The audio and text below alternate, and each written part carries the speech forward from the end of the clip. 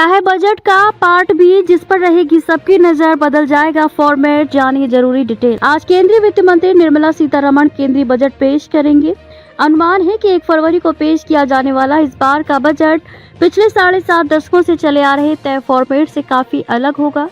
पारंपरिक रूप से बजट भाषणों में पार्ट ए पर ज्यादा ध्यान दिया जाता रहा है, जिसमें बड़े पैमाने पर वित्तीय घोषणाएं और संख्या वाला डेटा रहता है। वहीं पार्ट बी आमतौर पर संक्षिप्त नीतिगत बयानों और क्लोजिंग टिप्पणियों तक ही सीमित रहता है, मगर इस साल का प्रेजेंटेशन इस पैटर्न को पूरी तरह से बदल सकता है। क्या हो सकता है बदलाव? मीडिया रिपोर्ट्स के अनुसार उम्मीद है कि वित्त मंत्री निर्मला सीतारमण पार्ट बी का एक बहुत विस्तृत हिस्सा पेश करेंगी, जो उनके भाषण का मुख्य केंद्र होगा।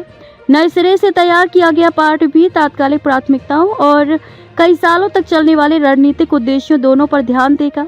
इस डबल अप्रोच का मकसद मौजूदा वित्तीय माहौल की जरूरी जरूरतों और लगातार आर्थिक विकास की तैयारियों के बीच संतुलन बनाने का लक्ष्य रखने का है। पार्ट बी में इमीडिएट टैक्स प्रपोजल से कहीं आगे एक स्ट्रेटेजिक रोड मैप होगा, जिसका मकसद ग्लोबल स्टेज पर भारत को और खास जगह दिलाना है। इसका मकसद भारत की लोकल ताकत, मौजूदा आर्थिक काबिलियत और भविष्य में ग्रोथ की संभावना को दिखाता है। साथ ही आने वाले सालों में रफ्तार बनाए रखने के लिए जरूरी पॉलिसी की दिशा भी बताना है। लॉन्ग टर्म पॉलिसी स्टेटमेंट देना है मकसद। ये बदलाव ऐसे समय किया जा रहा है जब भारत अमेरिका द्वारा लगाए गए ऊंचे टैरिफ के बीच जियोपॉलिटिकल अनिश्चितताओं का सामना कर रहा है। सरकार विदेशी निवेशकों को भरोसा दिलाने के लिए बजट भाषण का इस्तेमाल करके एक लॉन्ग टर्म पॉलिसी स्टेटमेंट देना चाहती है।